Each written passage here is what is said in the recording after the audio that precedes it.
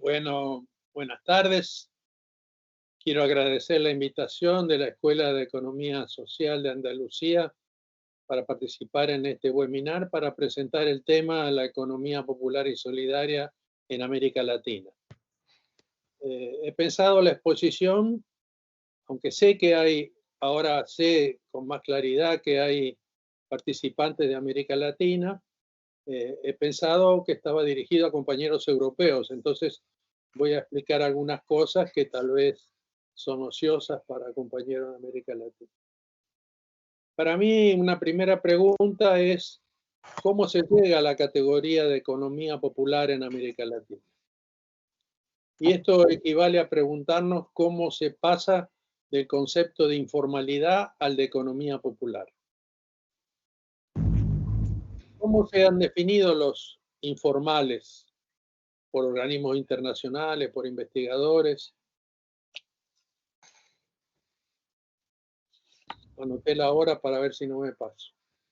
Como excluidos del trabajo asalariado con derechos laborales, que es el paradigma que nos ofrece el sistema capitalista, es la forma ideal.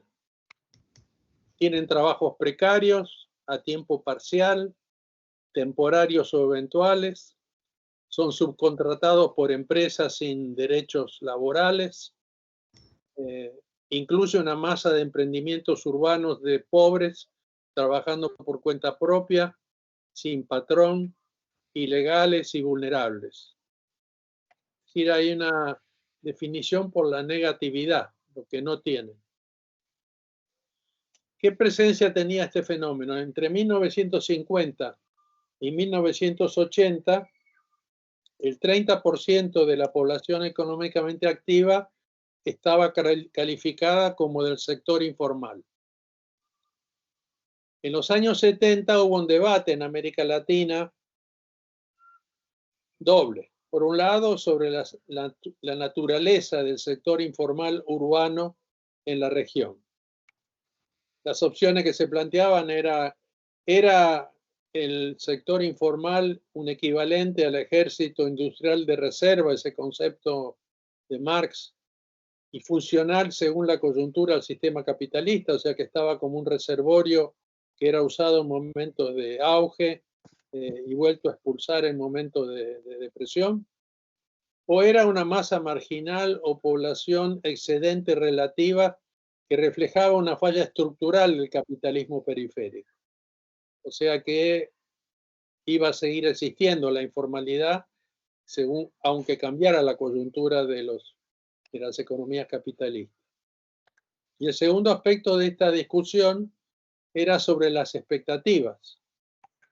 ¿Sería posible o imposible absorber dentro del capitalismo esa masa marginal migrante a áreas metropolitanas, usando políticas de crecimiento, de desarrollo, de educación, de salud, de urbanización?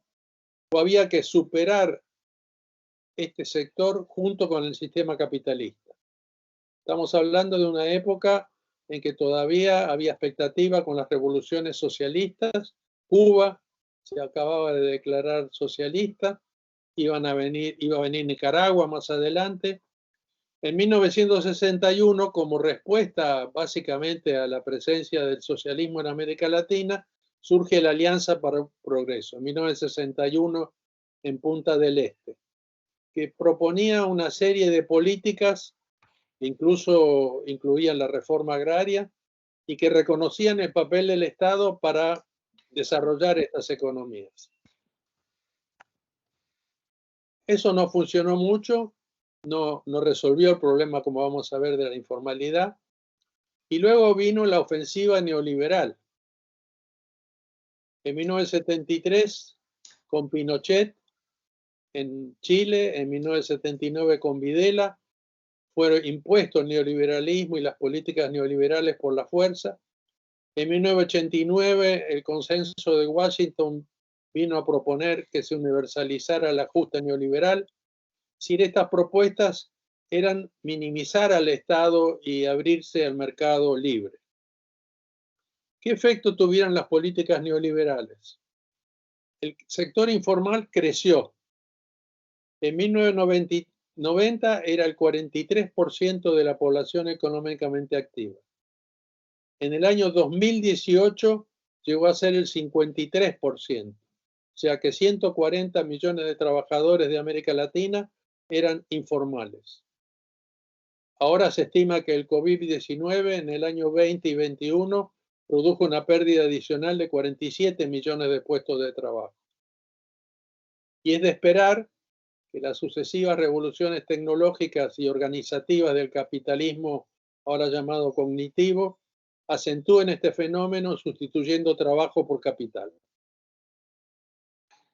O sea que la informalidad ha estado y está presente y parece ser una característica estructural de nuestras economías. ¿Qué respuesta hubo del Estado a partir de los años 90 con respecto a este fenómeno? En primer lugar, se plantearon políticas sociales focalizadas, asistencialistas. Por ejemplo, se distribuía comida o se distribuían transferencias monetarias después. Y desde fines de los 90 apareció el concepto de economía social, en el sentido siguiente: de políticas sociales focalizadas se pasó a una política social, es decir, focalizada en los pobres, llamada economía social, que consistía en promover emprendimientos por cuenta propia, asociativos en lo posible, más de 3 personas, subsidiadas por el Estado hasta que se sostuvieran por cuenta propia. Aquí aparece el concepto de economía social asumido por el Estado y que iba a quedar, a impregnar el discurso durante mucho tiempo por la fuerza que tiene el Estado en la definición de los términos predominantes. Pasemos a la hora. Nos enfrentamos a la cuestión de cómo pensar, cómo interpretar y cómo diseñar alternativas a este fenómeno. Y si vamos a hacer propuestas alternativas, nos encontramos con un espacio ocupado. No es que tenemos una pizarra en blanco donde vamos a dibujar las alternativas. Estamos ante una hegemonía del pensamiento neoliberal, de la propuesta económica neoliberal, que es el de la economía a secas, sin adjetivos, pero que es la economía de mercado. Un mercado que se postula que tiene leyes propias, como lo de la oferta y la demanda, y que se basa en la hipótesis de que el ser humano es un homo economicus, orientado por una racionalidad instrumental para maximizar ganancias o satisfacciones. Que la integración social, la integración de los individuos a la sociedad, se da por la participación exitosa en el mercado, o sea, ganar en la competencia. Hace falta ser individualista, ser egocéntrico, hace falta no tener en consideración al otro como persona, sino objetivarlo como recurso si es comprador o como fuente de recursos si es vendedor. Es decir, la solidaridad está excluida de la lógica del mercado y de la teoría del mercado neoliberal. Hay un concepto fundamental que es el de la meritocracia, donde el éxito o el fracaso personal dependen de la responsabilidad individual. Así que no vale hacer una crítica al sistema para explicar las posiciones desventajosas de las personas, sino que se las responsabiliza por esa situación. Creo que muchas de estas cosas están en Europa también y no hace mucha diferencia, porque es universal esta propuesta. Entonces quedamos privados de hacer una crítica al sistema. No vale criticar al sistema, hay que ver cómo se adecúa uno a ese sistema. Hay una afirmación dogmática en esta teoría de que por ley natural se impondrá por tendencia histórica una sociedad de mercado, lo que Fukuyama llamaba el fin de la historia. Y para poder hacer que esa ley funcione naturalmente, no hay que intervenir ni desde la sociedad, por ejemplo, como bajo la forma de sindicalización de los trabajadores, ni desde el Estado, ni desde la política, por ejemplo, protegiendo los mercados internos, y hay que abrirse al mercado, que ahora es global. Esta propuesta neoliberal, en autores como Hernando de Soto, planteaba que el sector informal iba a ser absorbido por el sistema y formalizado si el Estado dejaba de reglamentar, dejaba de intervenir en la economía. Que los pobres iban a ser integrados movilizando su capital, entre comillas. Por ejemplo, si tenían una vivienda, convertirla en un medio mercantilizado que podía ser intercambiado y no solamente un valor de uso. Frente a esta propuesta neoliberal, hemos constatado tendencias empíricas irrefutables. Sin embargo, el neoliberalismo la niega. A través de la mercantilización del trabajo, convertido en fuerza de trabajo que se compra y se vende, y de la naturaleza convertida en tierra que se divide, se compra, se vende y cada propietario la usa como quiere, la economía capitalista fragmentó la sociedad y destruye la naturaleza. O sea, esto ya había sido anunciado por Marx y luego por Polanyi, de que la economía de mercado iba a destruir la sociedad y destruir la naturaleza. Creo que hoy es evidente esto por los desastres de las sociedades fragmentadas y con pérdida de cohesión, las masivas migraciones internacionales escapando a situaciones irresolubles de pobreza y el desastre ecológico que ya ocurre y que nos está amenazando fuerte. Bueno, ¿cómo podemos pensar esto desde otra perspectiva? Con otro esquema conceptual, que es la misma pregunta que se hacía Polanyi a principios del siglo pasado, frente al liberalismo. Nosotros estamos frente al neoliberalismo. Entonces proponemos, siguiendo en cierto sentido a Polanyi, un concepto sustantivo de economía, no un concepto formal como el de la economía neoliberal, que es el de economía social. Ahora, cuando decimos economía social, no nos referimos al concepto, al uso tradicional de economía social, como las cooperativas, las mutuales y las asociaciones. Queremos decir que la economía está encastrada en la sociedad, que no se la puede dejar liberada a sus propias leyes y separarla de la sociedad como pretende el neoliberalismo, sino que está necesariamente encastrada en la sociedad mediante la política, mediante la cultura, y que justamente desde ahí se puede reintegrar la economía en la sociedad, evitando los efectos que tiene cuando está liberado el mercado. Acá entran entonces lazos sociales distintos que la simple compraventa, lazos afectivos, lazos de valores, relaciones de confianza, etcétera, que son propias de una economía solidaria. Afirmamos que no es un fenómeno natural la economía sujeto a leyes del mercado, sino una construcción histórica. Es evidente que el capitalismo y el mercado capitalista fue una construcción histórica impulsada además por la violencia de los estados nacientes cuando se separó a los campesinos de la tierra. Es evidente que el periodo desarrollista y de creación del estado de bienestar en el norte y desarrollista en el sur, esos 30 años dorados, fueron una construcción histórica, fueron contra la realidad inmediata.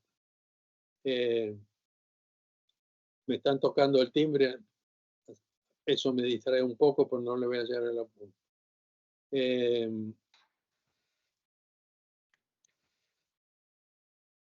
Y es evidente que el neoliberalismo ha construido las sociedades que tenemos ahora. La economía social plantea, a diferencia del neoliberalismo que dice que la ética y los valores no tienen nada que ver con la economía porque son irracionales, afirmamos un principio ético. El sentido de la economía tiene que ser la reproducción y desarrollo de la vida de todas y todos y de la naturaleza. Y que esta es una necesidad para la sobrevivencia humana. Se plantea en lugar de la racionalidad instrumental del neoliberalismo la racionalidad reproductiva, es decir, que tenemos que tener en cuenta las consecuencias que tiene sobre la sociedad y sobre la naturaleza nuestras acciones económicas.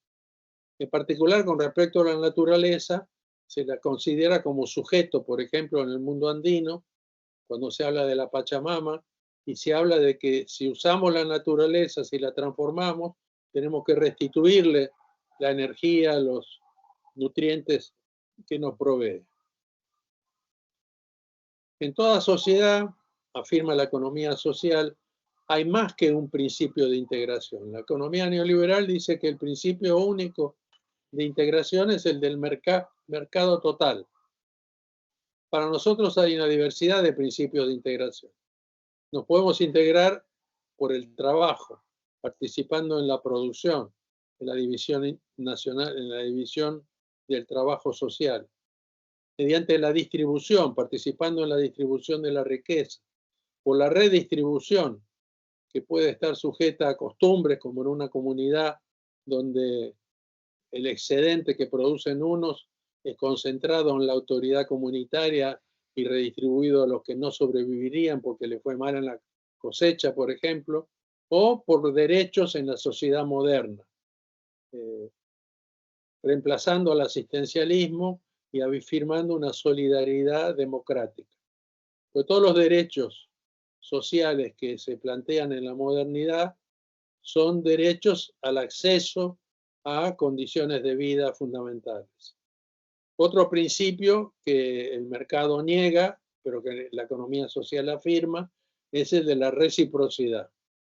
El dar sin esperar recibir del que recibe, el dar con la expectativa de recibir alguna vez si uno necesita, pero no como en un contrato de mercado donde uno ofrece a cambio de algo considerado equivalente. También nos podemos integrar por el intercambio. Y acá aparece el mercado como una manera de integración social, pero no es la única. Vemos que hay otras. Al mercado se le contrapone otra forma de intercambio que es el comercio. El comercio que es un comercio, un intercambio administrado por la sociedad, por la cultura. No por nada en la economía solidaria hablamos de comercio justo y no de mercado justo. El mercado no puede ser justo, esto es ajeno a la lógica del mercado. Y por último, podemos integrarnos por el consumo, participando en el consumo de los bienes producidos en la economía. Para en todo esto, consideramos que el principal principio de integración social es el trabajo, no el consumo. Esto es fundamental, como vamos a ver en los procesos que vamos a hacer referencia. Ahora, hay otra entrada al esquema conceptual alternativo que quiero mostrarles y para eso les voy a pedir a las compañeras que me permitan compartir unas filminas, que no puedo usar el cursor para señalar, voy a tratar de verbalmente indicar qué quiero señalar con cada filmina. De acuerdo, vamos a ir, la vamos a ir compartiendo, ¿vale? ¿Sí? Yo no las veo todavía. ¿Ahora? Ahora parece que Ahora sí. perfectamente, sí. Ahora sí, ¿no? A ver. Ese es el concepto, un concepto intermedio de economía mixta. Normalmente se considera economía mixta una economía de dos sectores. El sector privado o de capital privado y el sector de economía pública. Nosotros planteamos que la economía, todas las economías tienen tres sectores. Un sector de empresas de capital privado, donde las unidades son empresas que buscan la máxima rentabilidad, la acumulación de capital o el atesoramiento individual. Un sector de economía pública que está organizado como unidades jurídico-administrativas, como pueden ser las provincias, los municipios. Y este sector tiene como orientación, por lo menos teóricamente, según la teoría liberal, el bien común o las gobernabilidades, pero también a veces la acumulación de poder político de particulares. Y el tercer sector que es el que destacamos y que no es el de las ONGs como normalmente se lo utiliza, es el de la economía popular. donde cada individuo, cada familia o comunidad primaria trabajan solidariamente procurando la reproducción y desarrollo de la vida particular de los miembros de su casa. Es la economía de la casa, el oikos de Aristóteles. Y que no necesariamente asumen responsabilidad por lo demás. Así como el sector de capital privado está organizado a partir de empresas y el sector de economía pública de unidades jurídico-administrativas, el sector de economía popular está organizado en base a unidades domésticas. Pasamos entonces a la siguiente filmina, por favor. Aquí hay un diagrama de Venn que indica que hay tres lógicas en la economía mixta. La lógica propia de la economía pública, que ya mencioné antes, el bien común, etcétera, donde aparecen las naciones, las regiones, los municipios, o las empresas públicas, comunidades de organización. La economía empresarial privada, que busca la maximización de la ganancia, donde las empresas, los grupos económicos, los holdings, los clústeres, son las unidades de organización principales. Y la economía popular, que está organizada a través de emprendimientos familiares, del sector informal mismo, el autoconsumo, el trabajo asalariado, todo esto a partir de estrategias de la unidad doméstica, como vamos a ver. Bueno, pasamos a la siguiente, no puedo entrar en más detalles porque no lo puedo señalar. En ese sistema de economía mixta se inyecta o existe o se puede dibujar un sector de economía solidaria, que es ese sombreado en oscuro en este gráfico. Y que, como ven ustedes, se superpone no solo con la economía popular, dando lugar a una economía popular solidaria, no solo con la economía pública, dando lugar a una economía pública solidaria, sino también en parte con el sector empresarial a través de las formas a veces reales, a veces ficticias, de la responsabilidad social de las empresas.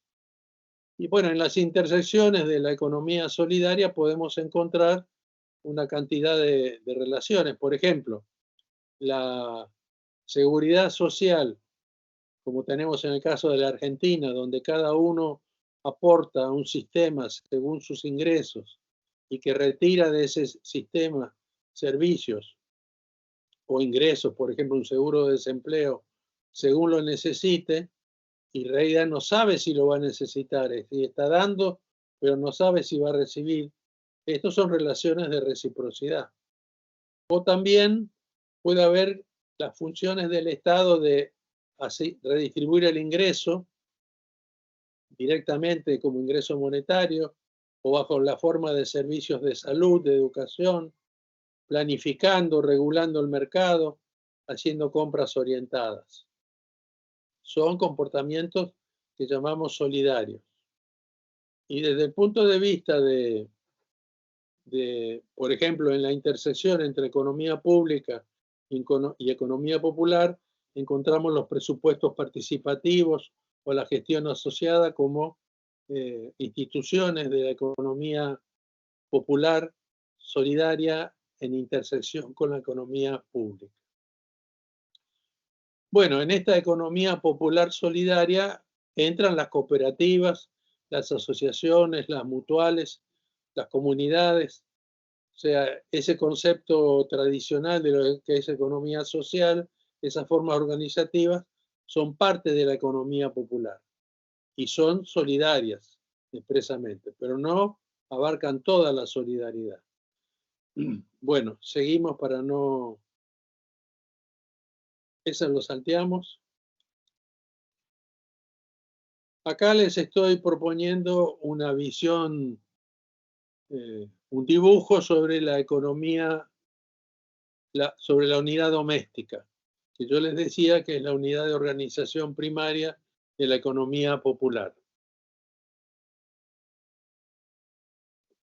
Ese círculo representa a la unidad doméstica. Ustedes ven que en el trasfondo hay una estructura de relaciones de parentesco. Estamos pensando en la familia, pero podríamos pensar en una comunidad indígena también como una unidad de organización doméstica de la economía. Su principal recurso es el fondo de trabajo, o sea, las capacidades, las energías, las disposiciones, los conocimientos que tienen los miembros de esa unidad doméstica para trabajar, para transformar la naturaleza. ¿Y cómo se utiliza esa capacidad? Bueno, una forma es la producción para el autoconsumo, que vemos ahí como ese rectangulito verde, y que es parte de la economía popular. Otra forma es el trabajo comunitario y de ayuda mutua, por ejemplo, para producir el hábitat o para generar una mejor situación de medio ambiente o para crear infraestructura.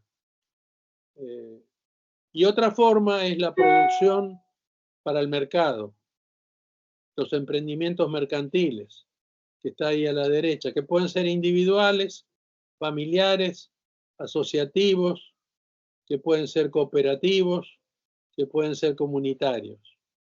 Que ahí se produce para vender, se participa en el mercado y además se puede producir para vender a las empresas insumos o para participar en un mercado de bienes intermedios o de bienes de consumo. En esta estructura de mercados hay mercados solidarios, como los donde se compra y se vende financiando juntos o donde se dan relaciones de prosumidores. O sea, los mercados pueden ser mercados competitivos sin solidaridad o mercados solidarios con comillas, porque en realidad lo solidario no es el intercambio mercantil, sino el intercambio de comercio. Ahora, de esta unidad doméstica, con estas actividades, no con la producción para el autoconsumo ni con el trabajo comunitario, sino con la venta para el mercado, entran ingresos, que son esas flechitas guionadas que van al signo pesos, que es un fondo de dinero que tiene la unidad doméstica. Pero hay otra función de la unidad doméstica, otra utilización del fondo de trabajo, que normalmente no es considerada parte de la economía popular, que es la venta de la fuerza de trabajo, ya sea al Estado, que es lo que está dibujado a la izquierda arriba, que el empleo público, que se da a cambio de salarios, o hacia el Estado, hacia el sector empresarial, que se vende fuerza de trabajo a cambio de salarios. Pero también hay otras relaciones, como las transferencias del sector público a las unidades domésticas o el pago de impuestos de las unidades domésticas. O sea, acá estoy simplificando, pero hay una relación compleja que va cambiando según la coyuntura y según las estrategias de las unidades domésticas. Puede haber un momento en que no hay trabajo asalariado y entonces se vuelcan las capacidades hacia el trabajo, al trabajo para el autoconsumo o hacia los emprendimientos mercantiles. Entonces es una idea fundamental de la economía popular que quiero destacar y resaltar. Acá a la izquierda tenemos los sujetos colectivos de la economía popular, como pueden ser los sindicatos, que defienden solidariamente las condiciones de intercambio del trabajo con el capital o con el Estado. Puede haber relaciones mutuales, relaciones de asociaciones, movimientos socioeconómicos de derechos humanos, comunidades étnicas, o sea, formas solidarias de organización colectiva de la economía popular. Ya podemos sacar las filminas para no distraernos. Ya. Venga, Bueno, adelante. para esta economía popular, ustedes vieron la centralidad que ocupa el trabajo, es una economía de las y los trabajadores. No es como a veces se suele pensar o se suele nombrar una economía de los pobres solamente. Hay pobres en la economía popular, pero no todos son pobres, pueden ser profesionales, pueden ser sectores medios de trabajadores que participan en una cooperativa, por ejemplo. Ahora, tenemos que aceptar que la economía popular, la realmente existente, en particular la economía popular del sistema capitalista, no es naturalmente solidaria. A veces se asigna a la economía popular el adjetivo de que es solidaria a diferencia de la economía empresarial. No es necesariamente solidaria. La solidaridad tiene que ser desarrollada. Puede ser desarrollada en base al discurso de valores, explicar las ventajas de la solidaridad, los valores de la solidaridad. Las religiones, entre otras cosas, juegan ese papel. Pero sobre todo, en base a la demostración pragmática de que se vive mejor si se participa en relaciones solidarias y no competitivas salvajes como pretende el capitalismo. Es necesario pensar la economía popular solidaria, o sea, ese sector solidario de la economía popular, como un posible sujeto colectivo por un proyecto social alternativo. Pero acá estamos superando una descripción de la realidad y estamos diciendo cuáles son las posibilidades de la economía popular. Si se agrega solidaridad, si se incrementa la solidaridad, esto puede ser parte de la construcción de un sujeto colectivo con un proyecto social alternativo, no solo con un proyecto de vida individual o comunal. Y podemos afirmar que es posible pasar de la fragmentación de todos contra todos que produce el sistema capitalista a la organicidad de subsistemas productivos solidarios de creciente complejidad. O sea, ¿cómo está organizada esa economía popular? En principio puede estar muy fragmentada, emprendimientos individuales, unidades domésticas aisladas, eventualmente cooperando entre sí, pero también puede pensarse en una organicidad creciente, en sistemas productivos solidarios de creciente complejidad de la economía popular. Algunas ideas fuerza que pueden acompañar esto. Bueno, para generar esa economía popular solidaria hay que afirmar la complementariedad antes que la competencia. La complementariedad entre las distintas actividades de la economía popular. Este es un principio que las comunidades indígenas afirman mucho. Hay que ser complementarios en la producción. Entre todos, producir todo lo necesario. La otra idea fuerza es que hay que recuperar el conocimiento que ha sido expropiado por el capitalismo a los trabajadores. O sea, no pensamos en una economía popular que, como indica la definición del sector informal, no tiene conocimiento científico, sino solo conocimiento práctico, sino que para desarrollarse orgánicamente, la economía popular solidaria debe recuperar el conocimiento perdido, el conocimiento científico que el capitalismo ha puesto en las máquinas, en los sistemas productivos, en los robots, y lo ha expropiado de los trabajadores. Es necesario recuperar las condiciones de la producción. Por ejemplo, la fábrica recuperada es una manera de recuperar los activos productivos de las empresas de capital. Este es un fenómeno muy extendido en la Argentina y también en el Brasil, donde los trabajadores se hacen cargo cuando quiebra una empresa que les debe salario y no se lo va a pagar, se hacen cargo de la empresa y la hacen funcionar como cooperativa normalmente. O la recuperación de los territorios indígenas es otra condición para poder avanzar en un sistema de economía popular productiva. Otra condición importante para avanzar en este proyecto es el de ir complejizando el pensamiento. Mucho de lo que se piensa y actúa para esta economía es a nivel micro, a nivel de la organización. Incluso se define economía solidaria como el conjunto de organizaciones que son internamente solidarias, como puede ser una cooperativa, no teniendo en cuenta que pueden ser ferozmente competitivas entre ellas. Entonces, la solidaridad aparece como necesidad cuando paso del nivel micro a nivel meso socioeconómico. Y después puedo pasar a un nivel sistémico, a pensar en un sistema económico totalmente o sea, no parcial, sino sistémico, de naturaleza solidaria.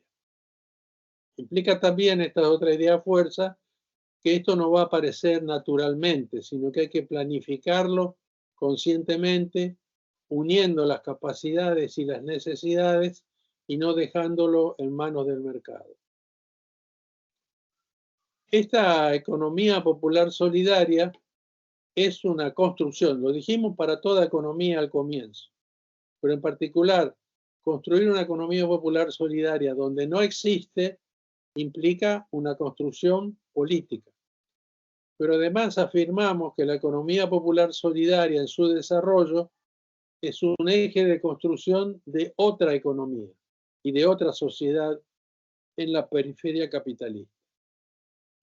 O sea que va más allá de la resolución mejor de las necesidades de los miembros de las organizaciones solidarias y se puede convertir en base de un proyecto de otra economía. Esto requiere de los trabajadores organizados y de un Estado democrático como actores principales. ¿Es posible esto? Pues pura utopía. Podemos dar un ejemplo reciente en América Latina. En América Latina ha habido distintos países en los cuales los sectores populares, los movimientos sociales, tiraron abajo gobiernos, incluso que proponían programas integradores, solidarios, que en realidad ejecutaban programas neoliberales. Lo tiraron abajo gobiernos neoliberales y crearon condiciones para que surgieran gobiernos de inclinación nacional popular. Para dar ejemplos, esto pasó en Ecuador, pasó en Bolivia, pasó en Venezuela. En Ecuador se planteaba como paradigma no el sistema capitalista, sino el buen vivir, otra forma de convivencia en la sociedad.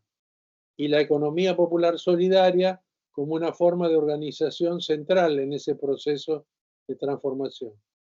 En Bolivia se habló del bien vivir y la economía comunitaria aparecía como el término que designaba esto que llamamos economía popular solidaria. En Venezuela un paradigma importante fue el del desarrollo endógeno y se hablaba de economía popular. En estos tres casos se constituyó una constituyente justamente y hubo un mandato constitucional al Estado de avanzar hacia otra economía. O sea, la sociedad organizada se reunió y le indicó al Estado que tenía que cambiar la economía. En el caso del Ecuador, el mandato constituyente de transformación de la economía incluía algunas cosas que llamaron la atención. Por ejemplo, se afirmaba que la naturaleza era un sujeto, que no podía ser tratada como un recurso extraíble. Se planteó expresamente que el sistema económico debe ser social y solidario. La Constitución decía es social y solidario, pero obviamente no lo es. El significado de esto era que debe ser social y solidario. O sea, no debe ser una economía de mercado separada de la sociedad y debe estar impregnada de relaciones de solidaridad. También se planteó en la Constitución la presencia de la economía popular solidaria como un sector central en la economía. Expresamente se hablaba de economía popular solidaria. En este ejemplo del Ecuador podemos avanzar un poco más y ver cómo se pasa del mandato constitucional a la institucionalización de ese mandato bajo la forma de cambios en la organización del Estado o de políticas públicas. Por ejemplo, en lo que hace a la organización del Estado, se creó un Instituto de Economía Popular Solidaria encargado de la promoción de formas de economía solidaria, una superintendencia de economía popular solidaria encargada de controlar que las formas que eran promovidas por el Estado no eran formas ocultas de relaciones empresariales. Entonces, por ejemplo, se planteó programas de compras del Estado, o sea, el Estado tenía que dedicar un 10% del valor de sus compras, orientarlo hacia la economía popular solidaria. Se impulsaron las ferias solidarias, se desarrolló el sistema de microcrédito. No voy a avanzar mucho en esto, pero hubo una cantidad de políticas que institucionalizaban el proyecto de una economía popular solidaria. Pero esto no puede ser idealizable, porque estamos partiendo de una sociedad conflictiva, de una sociedad desigual, de una sociedad donde impera el peso de las mayorías, de las minorías capitalistas. Entonces, el Estado está atravesado por esas contradicciones. Entonces hubo varios peros al modo en que el Estado en el Ecuador implementó esta propuesta que le planteaba la Constitución. En primer lugar, esta es mi visión, hubo una concepción parcial de la economía popular solidaria, con énfasis en los emprendimientos mercantiles. Ustedes vieron que yo les planteé que la economía popular solidaria era comunidad doméstica, la unidad doméstica es unidad de organización, pero que tenía como recurso fundamental el trabajo y múltiples formas de inserción del trabajo, de la economía popular. Por ejemplo, el trabajo asalariado, por ejemplo, el trabajo comunitario, por ejemplo, el trabajo por cuenta propia, por ejemplo, el trabajo doméstico para la producción para el propio consumo. Pero la concepción de economía popular solidaria que primó era la de los emprendimientos económicos solidarios, al estilo de las cooperativas. Y por lo tanto, lo que se buscaba, si partimos de aquella noción de economía informal, pasar de esa situación de informalidad, de ilegalidad, al reconocimiento y la integración como productores autogestionados, competitivos al mercado, o sea, la integración al mercado como productores autogestionados competitivos. Primaba entonces la posibilidad de avanzar en la integración al mercado, pero que era el mismo mercado que los había excluido. Esta es una contradicción que se da en estos procesos. Esos trabajadores asociados por cuenta propia fueron entonces disociados de trabajo asalariado, de la economía popular no solidaria, porque no toda la economía popular es solidaria, y del trabajo doméstico, familiar o comunitario, que son formas de inserción en el trabajo que son muy importantes. La economía doméstica, familiar, en las mediciones que se han hecho en México, en Ecuador y en Argentina, arrojan que equivale el valor implícito de la producción de bienes y servicios al 15% del PIB, y sin embargo no está registrado por la economía oficial. Entonces se valora y se destaca la economía popular solidaria si tenemos una definición amplia de la economía popular. La otra característica negativa de este proceso es que hubo un estadocentrismo. O sea, no hubo algo que sería necesario para una política de desarrollo de la economía popular solidaria, que es la participación de los actores de la economía popular solidaria en la co-construcción de las políticas públicas. Se diseñaban políticas públicas que se anunciaban y se bajaban del Estado a la sociedad, y la sociedad las tomaba o no las tomaba. Por ejemplo, el microcrédito, por ejemplo, las compras por el Estado, y la sociedad, la economía popular, podía tomar o no tomar. Pero esos programas no eran pensados junto con la economía popular.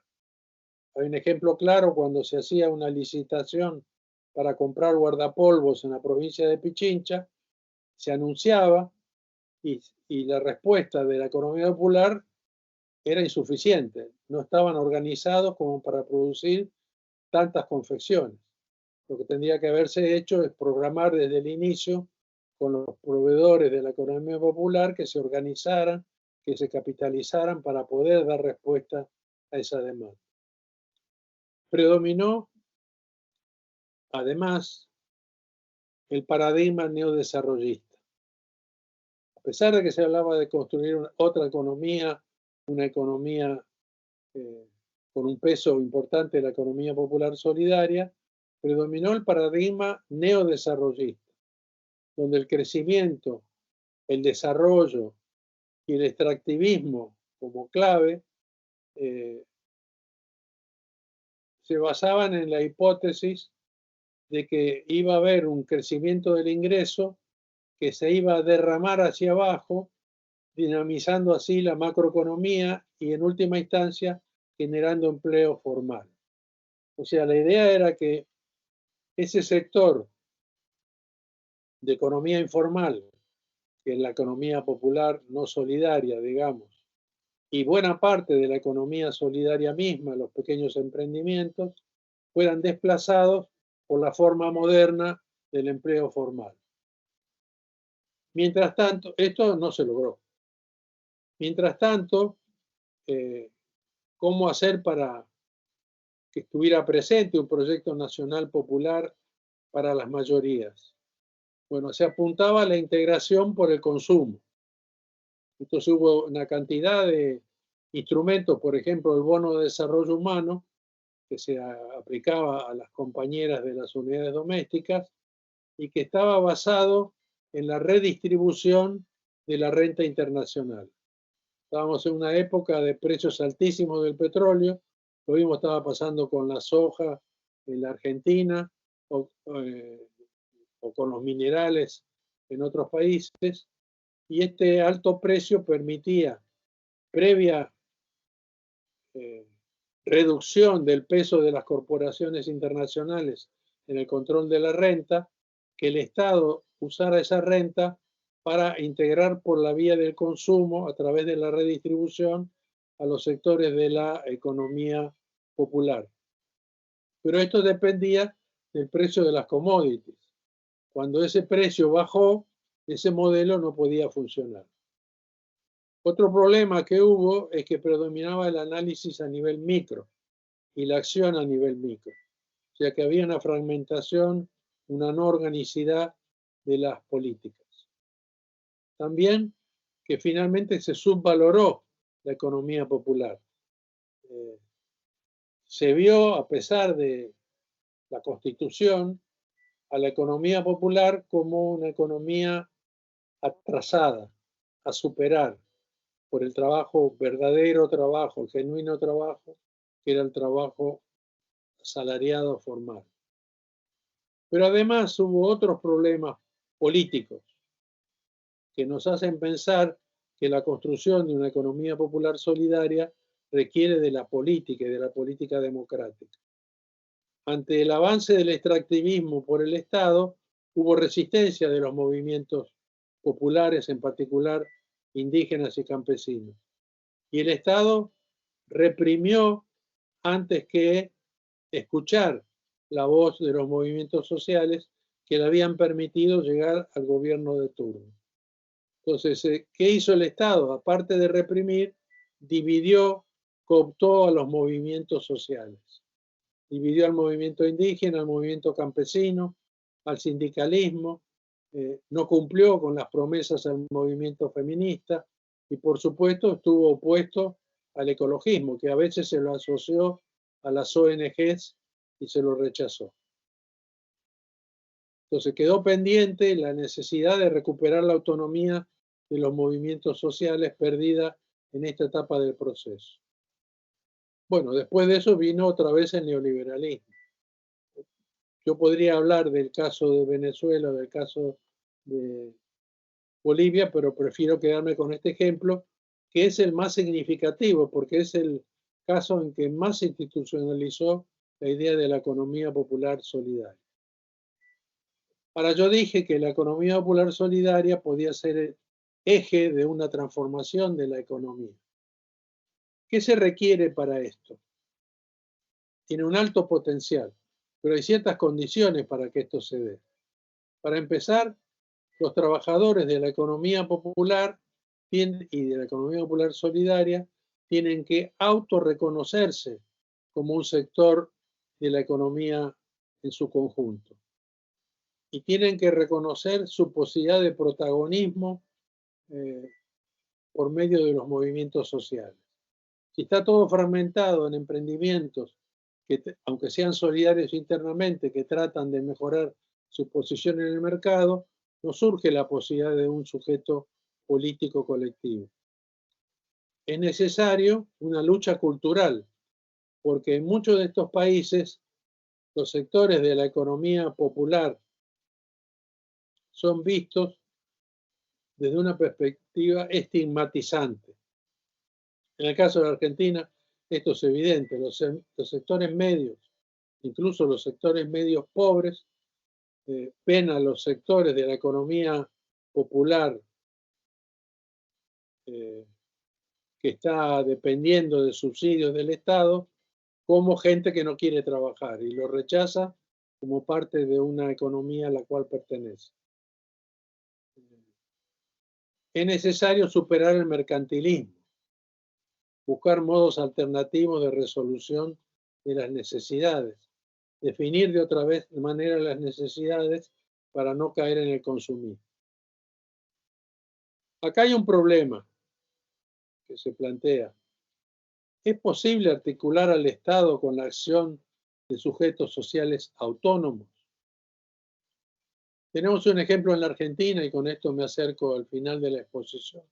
No sé en qué tiempo estoy, creo que estoy llegando al límite. Sí, ya bueno, ya con lo que ya tiene pensado, pues ya terminamos y vamos dando paso a un debate. Perfecto. En la Argentina hay un ejemplo reciente que me parece muy valioso, aunque tenga limitaciones. A fines del siglo pasado, no sé si ustedes se acuerdan, la crisis argentina dio lugar a la existencia de los llamados piqueteros. O sea, eran trabajadores despedidos, desocupados, que como ya no tenían la posibilidad de luchar en la fábrica contra el capital o contra el Estado que los despedía, ocupaban las calles, cortaban las autopistas, las pistas para hacerse notar y para reclamar trabajo. Desde ese momento de la lucha piquetera se fue dando una creciente organización convergiendo con otras luchas populares de un sujeto colectivo en el que convergían distintas organizaciones políticas y sociales. Entonces se luchaba por el reconocimiento como sindicato de los trabajadores de los sectores marginados, excluidos y pobres. Usualmente el sindicato es una categoría del empleo asalariado formal. Justamente los derechos laborales van asociados a la lucha sindical. Pero acá se planteó que ese mundo magmático de trabajadores de la economía informal fueran reconocidos como un sindicato y que pudieran tener ese estatus. Se planteó que se hiciera un registro de esos trabajadores, que se los reconociera formalmente y que se les asignara un salario social complementario, así llamado, que equivalía a la mitad del salario mínimo vital y móvil y que les permitía tener acceso a seguridad social, a monotributo, a la posibilidad de facturar y a la organización de procesos de producción simple apoyados por el Estado o por las organizaciones sociales. Se planteaba que las reivindicaciones económicas eran derechos y no pedidos de asistencia social. Y se avanzó en la ocupación de posiciones en la burocracia estatal. Hoy tenemos una Secretaría de Economía Social que está dirigida y cuyos cuadros son miembros del movimiento social de la economía popular, como lo llaman, y que está integrada dentro del Ministerio de Desarrollo Social. Se ha avanzado en el control del INAES, que es el Instituto Nacional de Asociativismo y Economía Social, donde están las cooperativas, las mutuales, las asociaciones, y que está ubicado en el Ministerio de Desarrollo Productivo y que está transformando las políticas del INAES buscando la articulación en territorios con gobiernos locales. Pero todo esto es un fenómeno que se dio en 20 años. Llevó tiempo, pero es un proceso para mí inédito en América Latina de constitución de sujeto colectivo, que tiene muchas limitaciones. Por ejemplo, la concepción misma de la economía popular, que se llama economía popular a esto, porque está muy basado en el trabajo mercantil. Pone en otro lado al trabajo asalariado formal, pone en otro lado al trabajo doméstico de reproducción de la vida. Para nosotros la economía popular tiene que incluir a todas esas formas de trabajo. Entonces, habíamos dicho que la economía popular solidaria tenía una potencialidad para participar en la transformación de la economía. Esto requiere, por ejemplo, este proceso que se está dando en la Argentina, requiere que haya un proyecto político, un proyecto de poder y una lucha en la correlación de fuerzas, reivindicando este proyecto de una economía popular. En la medida que esto no se cumpla, ocurre lo que ocurrió en la Argentina temporariamente, que fue el regreso al neoliberalismo con el gobierno de Macri, o lo que está pasando en el Ecuador, o lo que casi pasó en Venezuela. O sea, el neoliberalismo avanza si no hay un proyecto político fuerte de parte de la economía popular solidaria. Además, requiere que no se piense solamente en la inserción en el mercado, porque esto de alguna manera muestra la hegemonía del pensamiento neoliberal, donde se ve que la economía es una economía de mercado, y avanzar hacia una transformación de la relación entre economía y sociedad, o sea, pensar a nivel sistémico. Y requiere también una democratización radical del Estado y la articulación de los movimientos en función de un proyecto de desarrollo de la economía popular solidaria. Bueno, tengo otras cosas que decir, pero paro por el tiempo y espero haber logrado transmitir esta idea de qué entendemos por economía popular. Como ustedes ven, hay una concepción de la economía popular que no es necesariamente la que yo estoy proponiendo. Hay diferencias, diferentes corrientes de lo que es esta economía popular y solidaria.